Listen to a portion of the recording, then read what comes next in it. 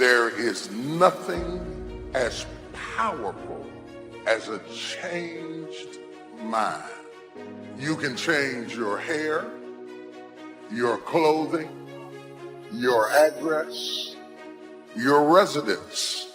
But if you don't change your mind, the same experience will perpetuate itself over and over again, because everything outwardly changed, but nothing inwardly changed. You know, nothing happens unless you change. So change is not our enemy, it's our friend. There's a season that you may go through a difficult period, but that is to wake up your ability to change. You cannot become what you were born to be unless you are not willing to change into something you are not. This is why change is so important. I like what it says here. Shakespeare says, "Sweet are the uses of adversity." We never grow in good times. We never advance unless we're under pressure. Change comes to improve and to advance your life, not to destroy you.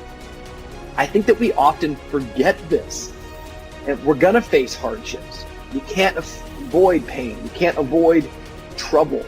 All we can do is prepare our mindset so that we don't get overwhelmed by our circumstances. A lot of people, when they have a negative circumstance take place in their life, they react negatively to it. And that seems almost natural. In fact, that is natural. Something negative happens to me, my reaction back to it is negative. This is why you have to change your mindset. I've seen people who had the education to go up, they had the gifting to go up, they had the talent to go up, didn't have the right attitude. And eventually, if that attitude, if that heart, if that invisible part isn't right, you can have all the talent in the world, but you will always end up getting spoiled by your own attitude.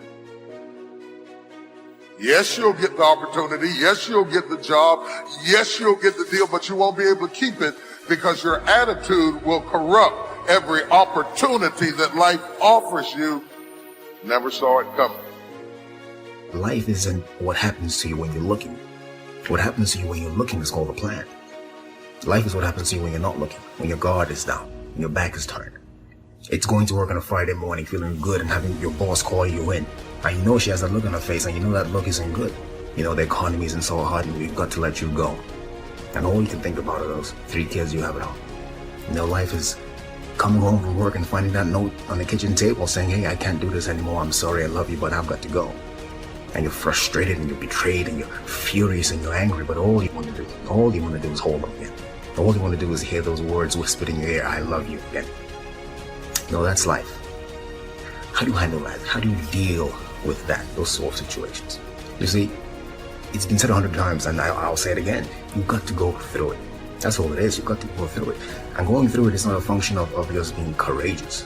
It's not a function of just saying, well, I'm going to close my eyes and see what happens next. It's not that. It's really a function of 3 things. It's a beginning, it's a middle, and an end. And before you go through it, there's a choice. You make a choice to say, well, I'm either going to stay here or I'm going to be over there someday, somehow. It's a choice. So going through it and thinking about these 3 steps, beginning, middle, and end, you know, you can really save yourself a lot of trouble and you can discover something more about yourself. It's called life and it's not personal. Stuff's going to happen. And if you make it to the 40-yard line, if you can make it to age 40, between 40 and 60, it begins to intensify. All kind of things happen. Between 40 and 60, my mother was diagnosed with breast cancer and finally died. Between 40 and 60, I was diagnosed with prostate cancer. Between 40 and 60, I went through a divorce from someone that I loved very much. Between 40 and 60, had a nationally syndicated talk show, highest rated, fastest canceled talk show in the history of television. Between 40 and 60, oh, life put a whooping on me. It ain't personal. It's called life. You know, I was homeless, man. I mean, you know, you're in a position where you're going, I got nowhere to go except up. I might as well keep hustling. I was in comedy. I just wasn't making nothing. All the money I was making, I was sending back home to my wife and kids. That didn't last long. She got tired of that real fast. But I couldn't go back to Cleveland because I wouldn't have enough money to drive back down south to perform. One time I drove to the house in Cleveland. I finally got enough money. I drove to the house in Cleveland. Everybody was gone. I didn't see my kids for almost 2 years. They just left, boarded up the house. So next thing you know, I'm in the car. I lived there, but it taught me determination, man. I'm a really, really determined person. It also taught me that no matter what happens to you, it ain't over. I was determined to be something. As long as God wakes you up, that means he ain't through with you yet. There is nothing as powerful as a changed mind. The only way off of welfare is to change your default settings. The only way to get a good education is to change your default settings. As long as you're programmed with what you can't do and what you can't be and what you can't have, you will never get up. But I dare you to go into your phone booth like Clark Kent and spin around and come out Superman and say, wait a minute, I'm better than this. I'm getting ready to change my default setting. I will not let you abuse me. I will not stay. There is nothing as powerful as a changed mind. So, the first thing you have to think about when you're going through something is very simple. It's, I'm not where I want to be, but I know I can get there. I have faith that I'm going to get where I want to be. So yeah, go through the grieving process. Grieve. Accept that. Say yes to that. You know, one day you look up and, you know, you're still in pain, you're still hurting, but you realize that, hey, it's not as bad as it was. It doesn't hurt as much as it did. And I'm going forward, I'm moving forward. And at some point you emerge, you get to the other side, and you know that, hey, I haven't forgotten, but the pain doesn't hold you captive anymore. You're not crippled by the emotion, by the experience. You're not living out of the past, out of your experiences of pain and defeat or betrayal. You're not living out of all that stuff. You're living in a new perspective. It's not what happens that determines the major part of your future. It's not what happens. What happens to us all. The key is what you do about it. You will start that process of change.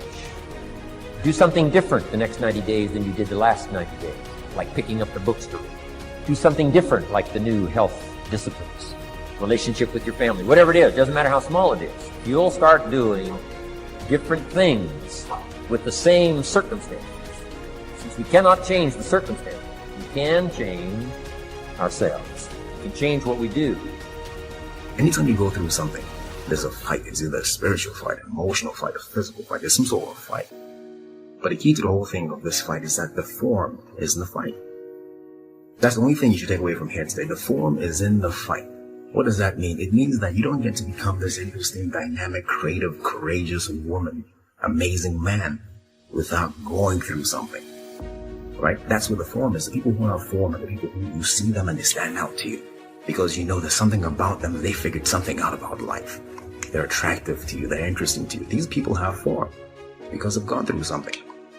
You know, so don't run away from the fight. Meaning, go through it. Don't be afraid to go through it.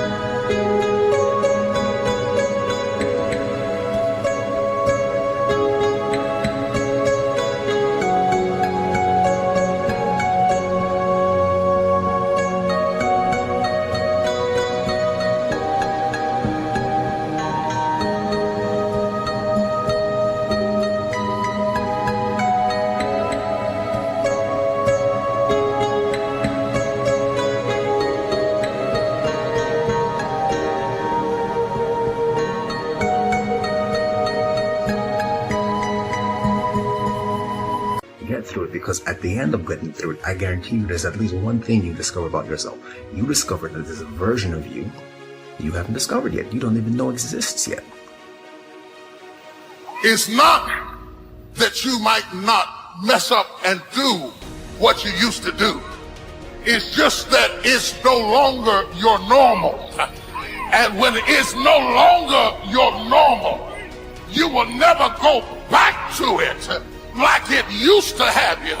Because the moment you get out of the situation, you change back into who you're supposed to be. Y'all don't hear what I'm saying to you. Both the pig and the sheep can fall into the same mud, but the difference is in the default. The pig is defaulted to lack the mud. The sheep has a default that says, I don't belong in this mess. I might be in this mess, but I don't belong. I don't have to tell you things are bad. Everybody knows things are bad. It's a depression. Everybody's out of work or scared of losing their job. The dollar buys a nickel's worth. We know the air is unfit to breathe. Our food is unfit to eat. We sit watching our TVs while some local newscaster tells us that today we had 15 homicides and 63 violent crimes, as if that's the way it's supposed to be. We know things are bad, worse than bad. I don't want you to protest. I don't want you to riot. I don't want you to write to your congressman because I wouldn't know what to tell you to write. I don't know what to do about the depression and the inflations and the crying in the street. All I know is that first, you've got to say, I'm a human being. God damn it. My life has value. Most people live the way they think other people think they should live. At the very best, that's got to be a bad trip. This is your life. Make it a phenomenal experience. Greatness is not this wonderful, esoteric, elusive, God-like feature that only the special among us will ever taste. You know, it's something that truly exists in all of us. You and I have an image of ourselves. It's how we see ourselves. I know there's a reflection come back from the mirror. I can see me. That's a reflection of my physical being. But that's not how I see me. I see me in my mind. And it's based on information that I have on me.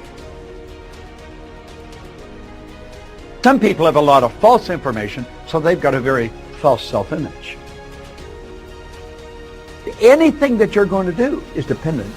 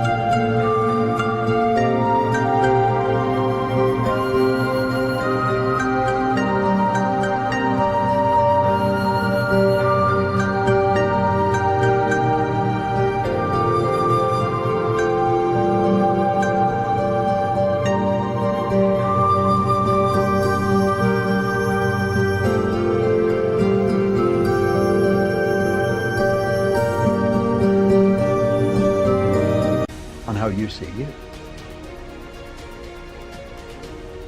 If you can teach people to stand up in the face of the things they're afraid of, they get stronger. And you don't know what the upper limits to that are, because you might ask yourself, like, if for 10 years, if you didn't avoid doing what you knew you needed to do, what would you be like? There's no reason to have a plan B because it distracts from plan A.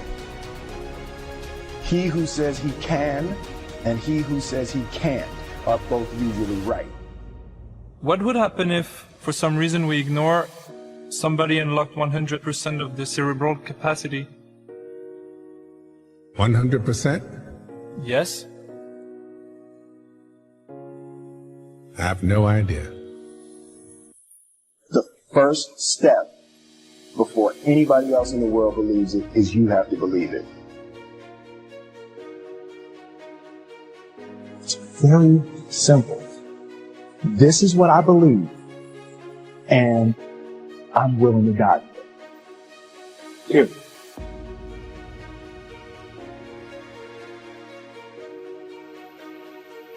I want to represent the idea that you really can make. I just believe that. I believe that I can create whatever I want to create.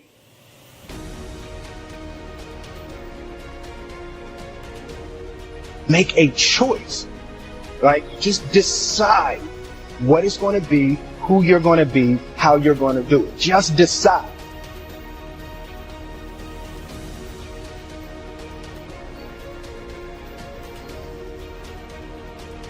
If you are not making someone else's life better, then you're wasting your time.